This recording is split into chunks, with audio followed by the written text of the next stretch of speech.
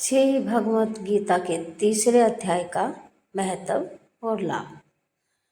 नमस्कार दोस्तों, मैं लेकर आई हूँ श्री भगवत गीता तीसरा अध्याय का महत्व और लाभ। आप ध्यान पूर्वक सुनिए और इसके सुनने से ही हमारे घर के दुख दूर हो सकते हैं और हमारे पितरजन की मोक्ष की प्राप्ति होगी।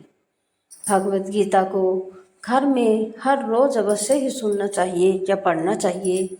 इससे हमारे घर में सुख शांति बनी रहती है। तो पढ़ना शुरू करते हैं। भगवत गीता का अध्याय 3 का महत्व। श्रीमद् भगवत गीता में कुल 18 अध्याय हैं और हर अध्याय में जीवन से जुड़ी कोई न कोई सीख मिलती है। श्री गीता का पाठ करने से व्यक्ति जीवन की कई परेशानियों से छुटकारा पा सकते हैं। आज हम आपको गीता के तीसरे अध्याय का महत्व बताने जा रहे हैं।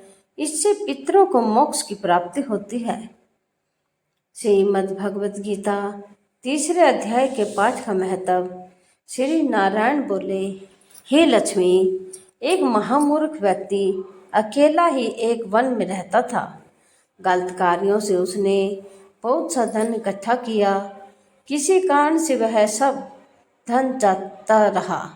अब वह व्यक्ति बहुत चिंतित रहने लगा।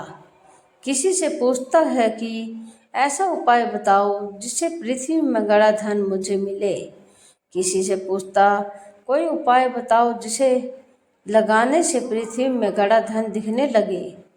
तब किसी ने कहा, मांस मदिरा खाया पिया कर। तब तक वह खोटा कर्म करने लगा, चोरी करने लगा। एक दिन धन की लालसा कर चोरी करने गया। मार्ग में चोरों ने उसे मार दिया। तदंतर उसने प्रेत की योनि पाई। उस प्रेत योनि में उसे बड़ा दुख हुआ। एक वट वृक्ष पर 7 दिन चिल्लाया करता कि कोई ऐसा भी है जो मुझे इस अधम देह से छुड़ावे। कुछ समय बाद उसकी पत्नी जो गर्भवती थी, उसने एक पुत्र को जन्म दिया। जब उसका पुत्र बड़ा हुआ तो एक दिन अपनी माता से उसने पूछा, मेरा पिता क्या व्यापार करता था और उसका देहांत किस प्रकार हुआ। तब उसकी माता ने बताया कि हे बेटा, तेरे पिता के पास बहुत धन था, वह सब यूं ही जाता रहा। वह धन के चले जाने से बहुत चिंतित रहने लगा। एक दिन धन की लालसा से चोरी करने गया, लेकिन मार्ग में ही चोरों ने उसे मार डाला। तब बेटे ने कहा, हे माता, उनकी गति कराई थी। माता ने कहा, नहीं कराई। बेटे ने पूछा, हे माता, उनकी गति करानी चाहिए। माँ ने कहा, अच्छी बात है। तब वह पंडितों से पूछने गया और जाकर प्रार्थना की, हे स्वामी, मेरे पिता एक दिशा में जाकर मृत्यु को प्राप्त हुआ, अतः उनका उद्धार किस प्रकार हो सकता है। पंडितों ने कहा, तू गया जी जाकर उसकी गति कर, तब पितरों का उद्धार होगा। यह सुन वह अपनी माता की आज्ञा लेकर गया जी प्रयागराज का दर्शन करके आगे को चला। रास्ते में एक वृक्ष के नीचे बैठ गया। वहाँ उसको बड़ा भय प्राप्त हुआ। वह वहीं वृक्ष था जहाँ उसका पिता प्रेत योनि प्राप्त हुआ था। उसी जगह चोरों ने उसके मारा था।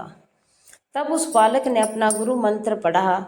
उसका एक और नियम था, वह एक अध्याय श्री गीता जी का पाठ नित्य किया करता था।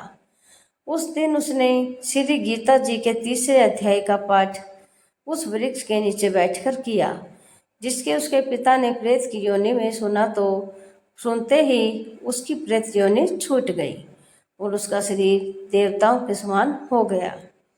स्वर्ग से विमान आए और वह विमान पर चढ़कर पुत्र के सामने आया और आशीर्वाद देकर कहा, हे पुत्र, मैं तेरे पिता हूँ जो मरकर प्रेत हुआ था। तेरे इस पाठ करने से मुझे देवताओं के समान शरीर मिला है। अब मेरा उद्धार हुआ है। तेरी कृपा से मैं स्वर्ग को जा रहा हूँ। अब तू गया जी और अपनी खुशी से जा। इतना सुनकर पुत्र ने कहा, हे पिताजी, कुछ और आज्ञा करो जो मैं आपकी सेवा करूं। तब उस देही ने कहा, देख, तेरी 7 पीढ़ियों के पितर नरक में पड़े हैं। अब तू श्री गीता जी के 3रे अध्याय का पाठ करके उनको भी इस दुख से मुक्ति प्रदान कर। इतना वचन कहकर जब वह स्वर्ग को चले गए, तब इस बालक ने वहीं पर पुनः गीता जी के 3रे अध्याय का पाठ किया और अब सब पितरों को उनका पुण्य देकर वैकुंठगामी गया। जो प्राणी श्री गीता जी का पाठ करता है या सुनता है, उसका फल कहाँ तक कहने में नहीं आ सकता। तब श्री भगवान जी बोले, हे लक्ष्मी, यह 3रा अध्याय का जो फल मैंने तुमसे कहा वह तुमने सुना है। ऐसी ही धार्मिक कहानी के लिए ओम नमो